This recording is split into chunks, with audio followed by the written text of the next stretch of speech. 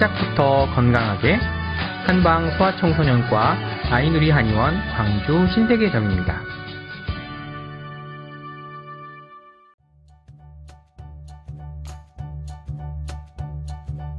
키성장 발달을 이루는 요소에는 여러 가지가 있는데 오늘은 그 중에서도 수면에 대해 이야기해볼까 합니다.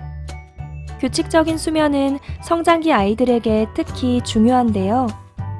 자는 동안 충분한 휴식을 취하게 되면 키성장에 꼭 필요한 세포의 증식을 준비하게 됩니다. 성장판은 하루 동안 중력에 의해 계속 압박을 받는데 이 압박은 밤에 풀리게 되고 압박이 풀린 성장판은 그 사이에 성장을 시작하게 됩니다. 따라서 성장판 자극에 있어서는 낮에 열심히 활동하여 자극을 주는 것도 중요하지만 밤에 충분한 수면을 취하여 압박을 풀어주는 것 또한 중요합니다. 작은 키로 고민하는 청소년들은 피곤한 몸으로 밤늦게까지 공부하는 것보다 일찍 자고 아침에 일찍 일어나 공부를 하는 것이 키 성장을 높이기 위한 효과적인 방법이 되겠습니다. 늦어도 밤 10시 전에 잠자리에 들고 아침에는 일찍 일어나는 생활을 하여 깊은 수면과 함께 자신의 생체 리듬을 지키는 생활을 해야 합니다. 생체 리듬이 깨지면 같은 시간에 수면을 취해도 두뇌가 피로를 회복하는 정도에서는 많은 차이를 나타내며 성장 호르몬의 분비 기회도 적어져 전체적인 성장에 방해가 되기 때문입니다. 성장 호르몬은 평소에도 분비가 되지만 특히 깊은 수면을 취하고 있을 때 더욱 많이 분비가 되기 때문에 질 좋은 수면을 만드는 것이 중요합니다. 밤 10시에서 새벽 2시 사이의 성장 호르몬은 깊은 수면, 즉 렘 수면 상태에서 효과적으로 분비가 일어나게 되는데요. 이 골든타임을 놓치지 않기 위해선 30분 더 일찍 잠자리에 들고 8시간에서 9시간 정도 숙면을 취해주는 것이 성장과 피로회복에 도움이 됩니다. 그렇기 때문에 숙면에 방해되는 생활 습관들은 꼭 주의해야 합니다.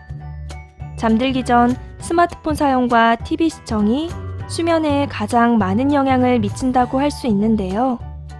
스마트폰의 블루라이트에 노출되는 시간이 많으면 성조숙증에 영향을 주고 밤늦도록 매체에 몰두하면 뇌가 지속적인 스트레스를 받게 되어 수면 장애를 일으킬 수 있습니다. 매체 사용에 의한 신경학적인 스트레스는 성장 호르몬 분비가 원활하지 않게 하므로 적어도 저녁 시간 이후에는 매체를 제한하는 것이 좋습니다. 수면의 시간만큼이나 잠을 잘 때의 자세도 중요한데요. 베개의 높이가 너무 높거나 낮지 않은 것으로 선택하고 몸은 똑바로 누워서 자는 것이 좋습니다. 엎드린 자세에서는 몸무게가 가슴을 압박하기 때문에 엎드려 자는 것은 가장 좋지 않은 자세입니다. 왼쪽으로 누울 경우 치우쳐 있는 심장이 몸무게의 압박을 받을 수 있기 때문에 왼쪽보다는 오른쪽으로 눕는 것이 좋지만 되도록이면 바로 눕는 자세가 성장에 가장 도움이 됩니다. 단 일자허리라면 얇은 베개를 허리에 받치고 자는 것이 좋고 척추 측만증이나 평소 요통이 있는 경우 주로 새우잠을 취하는 경우에는 무릎 사이에 베개나 쿠션을 끼고 자는 것이 좋습니다. 무릎 아래 쿠션을 받치고 자면 허리에 실리는 부담이 줄어들 수 있어 도움이 됩니다.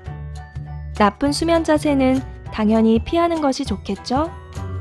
엎드려 자는 경우 가슴 압박의 문제뿐만 아니라 목과 어깨의 근육이 긴장하고 뇌세포에는 혈액 공급이 원활하지 않아 아침에 두통과 피로감을 쉽게 느낄 수 있습니다.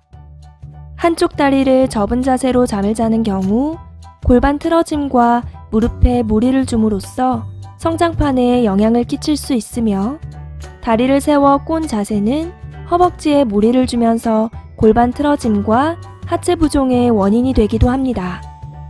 또한 심하게 웅크린 자세는 어깨와 목 근육이 경직되어 부담이 가고 통증이 생기는 원인이 될 수 있으니 피하는 것이 좋겠습니다.